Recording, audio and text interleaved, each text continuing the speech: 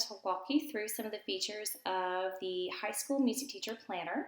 Some of them are pretty self-explanatory. Up here we have our yearly calendar, which gives you a yearly overview. Weekly calendar. So these are weekly lesson planners if you wanted to go by week. So I wanted to make a plan for first week in September.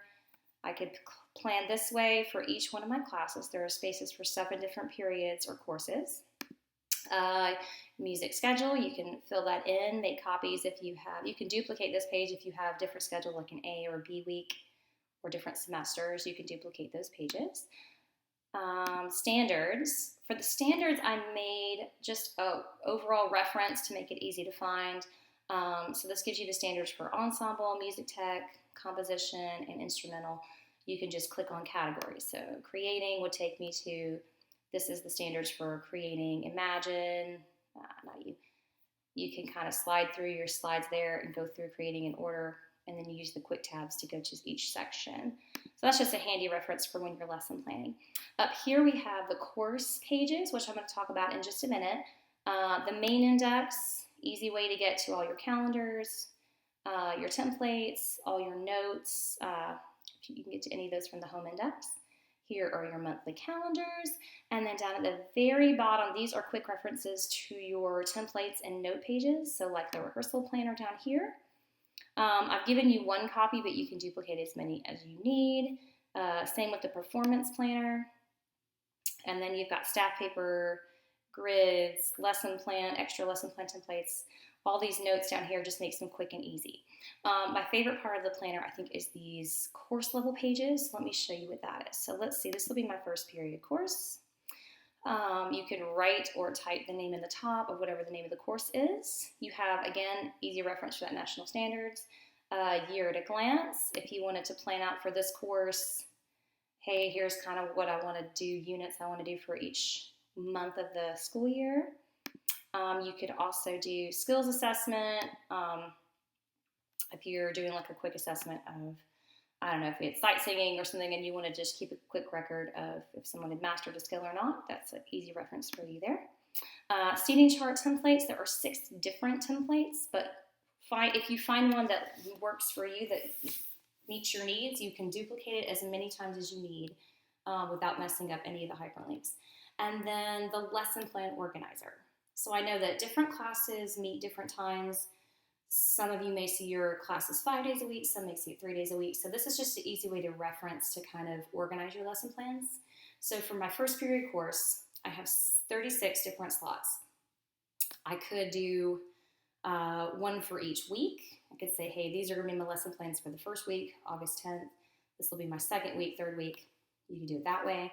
You could organize them by topic. If you were doing a series of lessons on building triads, major and minor triads, you could do all your lesson plans about that in this section. Think about these kind of as dividers, and you can multiply and duplicate your templates as many times as you need. So for instance, let's say I want this to be my first week of school, so I'm going to write in the date here. I'd write August 1st or August 10th. That would be to my first lesson plan of the week. Now, I see this class 5 times a week, so I'm going to need 5 of these in that first section. So I'm just going to jot down, so we know this is section 1. Now I'm going to duplicate this lesson plan 5 times so that I can have them all in one place. So here's how I would do that. Come over here in this sidebar right here, and I'm going to click down. And I'm going to click duplicate, and it's going to give me a lesson plan, another number 1 right after it. And I can do that 5 times if I need to give me 5 lesson plans for this week, duplicate. So it just adds it in next. I've got 3 in a row, but it won't mess up your hyperlinks. If I go back to my first period planner, if I click on lesson 2 or week 2, it gives me a fresh new one, even though I added all these extra ones in there. So it won't really mess you up. Oh, that's from a different demonstration. All right, so we have all those kind of in one place. So you can do that and then use these tabs to help you know how you've organized your plans. Another thing is you can add plans or add templates into these sections if they're useful. Let's say for my 3rd week, I wanted to use this rehearsal planner because it's a choir class and I really like using the rehearsal planner. So here's how I would do that. I'm going to come up here in the right corner where these 3 dots are. click those three dots, and I'm going to click copy page.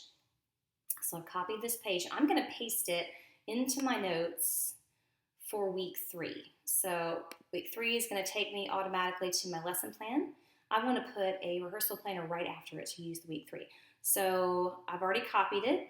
So now I'm going to come over here. This highlighted page is where we are now. We're going to come over here in the sidebar, and we're going to click here. And we're going to click add page. You can add this page. I could paste my page before this or after it. I'm going to put it after. Add page after, paste page. And so now it's pasted this rehearsal plan template right after that lesson for week 3. So I can just keep them together. And if I want to duplicate that, I can duplicate that. So you can add in notes pages, staff paper, whatever you need in those sections. It's just a great way to organize all your stuff. So you can have one for each class period. Go away. You'd have one for each class period. Each one has 36 separate template sections that you can add stuff into and organize however you need. The last thing I want to show you is how to use the digital stickers. If you've never used them before, if you've used them before, it's super easy. So what I did was they're each PNG image files. I just imported them into my photos. That's the easiest way for me to do it because then I can easily just import them from my photos. So if I come up here to this Elements tab right here, it looks like a little star. Click on Elements. And I'm going to go, I've already put them in here, but I'll just show you how I did it. Scroll over till you find this little plus sign. I'm going to click it. And it's going to say I'm going to add photos because I've got it in my photos section. And so I would find my ones I wanted to add. I'm not going to do them all, just do 3 or 4 of them just to show you what it looks like. I select what I want. I click add. So now I have a new section and I can title this collection. So I would say high school music teacher planner. And that way I always have them. So then I'm going to click create. And now they're going to be in my elements so I can use them super easily once it gets loaded in there. So now I have this in my elements section. So if I go back to navigate to January, let's say I wanted to stick happy birthday right here or something, or whatever sticker I put in there, I forgot. I'm going to go back up to my elements, navigate where you want to go to your elements, pick the sticker you want. It should be up here. Let's do teacher workday. All right, there it is. You don't have to crop it. You can just size it, rotate it however you want to make it. We'll do about that size. I'm going to move it. We'll pretend it's this day. All right, and then click, and there it is. So it's easy as that to add your stickers to your planner. You can customize wherever. I've got checklists and all kinds of widgets, days of the week, and a few picture stickers. You can use stickers from other planners as well. So I hope this helped, and if you have any questions, you can message me, and I'll be glad to answer them.